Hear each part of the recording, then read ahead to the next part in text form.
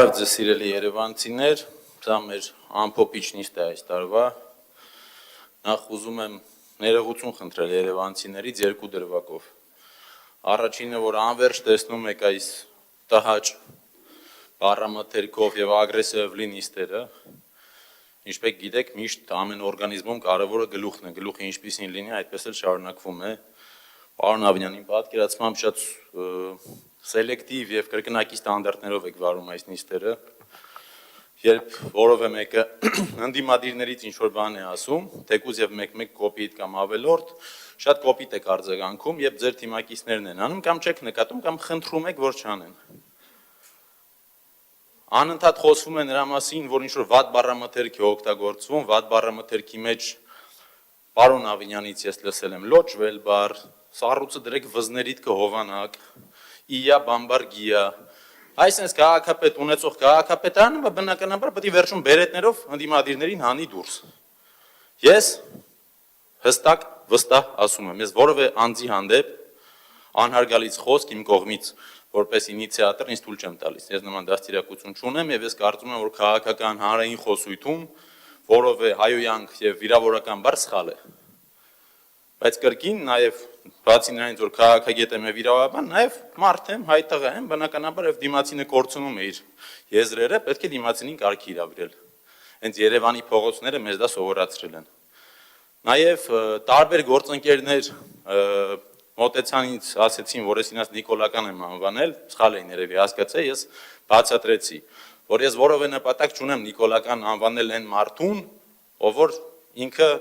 ընդունում է, որ նիկոլական է, ես ուզում եմ նիկոլական անվանել այն մարդուն, ի նկատի ունենալով որպես վիրավորանք, այսինքն որպես ընդդիմադիր դու դավաճանել ես քո գաղափարները եւ եկել կծվել ես իշխող ուժին։ Եվ այդ անընդհատ որ ասում եք ձեր քուչում չեք, ես մեր քուչում չեմ, ես Երևանի ավականիում եմ, եթե մեր քուչումը լինեինք, ես այդտեղ նստած կլինեի, ու ամենակարևորը ժողովուրդ։ Հիմա ասենց անընդհատ շոու է դառնում, երևանցիների աչքերի առաջ էս ամեն ինչը։ Ու իրապես էս եթերը լոճվել պրծել է, նույնպես է լոճվել, ոնց որ անիֆի բյուջեն է լոճվել, նույն ձև է լոճվել, ոնց որ դատական համակարգն է լոճվել։ Բայց հիմա անցնենք բուն թեմային, բյուջեի։ Ամեն տարի այն պահից սկսած, ինչ ես հավաքանու անդամ եմ իմ գործընկերների հետ, ամեն տարի բյուջեում ավելացվում են դատարանի կողմից քաղաքապետարանի պարտված վճիռները բողոքարկելու ծախսերը։ 150 միլիոններ, հետո դարավ 180 միլիոն, հիմա դարավ 195 միլիոն։ Գուցե պետք է ոչ թե ավելացնել դատական ծախսերը բողոքարկման, այլ սկսել իրապես իրավական գրագետ եւ կոռեկտ աշխատանք։ Ձեր հետ ոչ մի ագրեսիվ բան չի խոսի, եթե դուք օրենքը հարգեք։ Եթե մենք ունենք վճիռ, որը որ անընդհատ բողոքարկվում է, 24 թիվ, 25 թիվ, 25 թիվը արդեն վերաքննիչ։ Պարոն Ավինյան, այն ժամանակ էլ եմ ասել, հիմա էլ եմ ասել, ախր ձեր ստորագրությամբ լիազորագրով դատարանում հավաքանին ներկայացնելը սխալ էր եւ դու դա գիտեիք։ Ձեր թիմը միտումնավոր հասցրեց վերջի պահին նոր չզեկուցողով բերեց այդ լիազորագիրը անցկացրեց, որպեսզի դատական ընթացքը կրկին միտումնավոր էլ ավելի երկարի։ Այս տարի բյուջեում 10 միլիոն ավելացրել են նրա համար, որ բողոքարկումները շատ են, որ հանգարց արդեն 15 վարչական դատարանի դատավորի վճիռը օրենքի ուժ չստանա, որտեղ այդ օրենքի ուժը որ վճիռը ուժ ստացավ, Երևանցին շահելու է, ԿՊ-ն տուժելու է։ Եթե վճիռները դնենք մեկ կողմ, ախր սևով սպիտակի վրա գրված է տեղական турքերի եւ վճարների օրենքի մասին գրված է, որ